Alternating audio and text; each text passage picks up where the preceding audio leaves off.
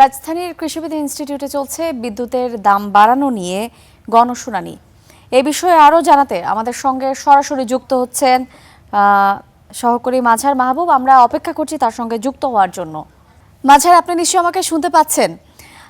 PDB কোন কোন যুক্তি তুলে বিদ্যুতের দাম বাড়ানোর প্রস্তাব করেছে, বিইআরসি কি মন্তব্য করছে এবং এই মুহূর্তে দাম বাড়ালে এটি ভোক্তার উপর বাড়তি চাপ সৃষ্টি করবে কিনা, ভোক্তা প্রতিনিধিরা এই বিষয়ে কি বলছেন, সবিস্তারে আমাদেরকে জানাবেন।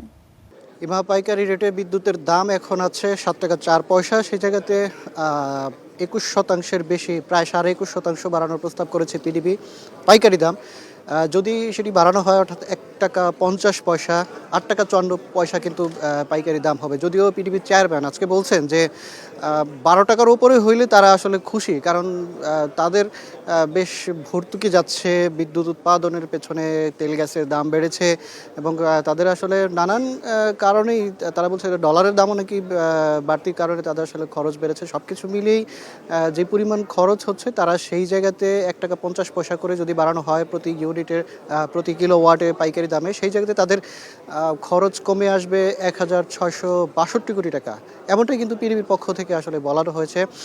যদিও বিআরসি আসলে কারিগরি মূল্যায়ন যে টিম রয়েছে তারা কিন্তু এখনো পর্যন্ত কত টাকা বাড়ালে আসলে এই বা সম্ভাবনা রয়েছে কত টাকা বাড়ার পাইকারি হারে সেটা কিন্তু বলেনি। তবে তাদের মতামত যে আসলে 77% যদি বাড়ানো হয়, 77%, তবে সেই জায়গাতে সরকারের কোনো ধরনের ভর্তুকি বা পিডিবির যে ওঠানামা সেটা কিন্তু থাকবে না। অর্থাৎ 77% বাড়ালে আসলে পিডিবির যেই মূল্যে বিদ্যুৎ উৎপাদন করে সেই মূল্যেই আসলে তারা দিতে পারবে, তাদের কোনো ধরনের ভর্তুকি দিতে হবে না। বিপরীতে আজকে বিআরসির গণশুনানিতে সবচেয়ে বেশি যেটা আলোচনায় থাকে যে ক্যাবের অধ্যাপক এম শামসুল আলম, যিনি প্রতিবারই অংশগ্রহণ করে আসলে জেরা করেন, বিভিন্ন বিষয় নিয়ে তিনি প্রশ্ন তোলেন, তিনি এবারে বয়কট করেছেন। তবে সামাজিক বিভিন্ন সংগঠনের পক্ষ থেকে অনেকে এসেছেন, ভোক্তার পক্ষ থেকে এসেছেন। তারা যেমনটা বলছেন যে পিডিবি যদি তার নিজের জায়গায় ক্যাপাসিটি চার্জ এবং তাদের বিভিন্ন ধরনের খরচ যেটি রয়েছে সেটি যদি কমাতে পারে কিংবা সিস্টেম লস যদি কমাতে পারে, সেই জায়গাতে ভোক্তার উপরে আসলে দাম না বাড়িয়ে না চাপিয়েও কিন্তু এই সমস্যার সমাধান করা যায়, এমনটাও কিন্তু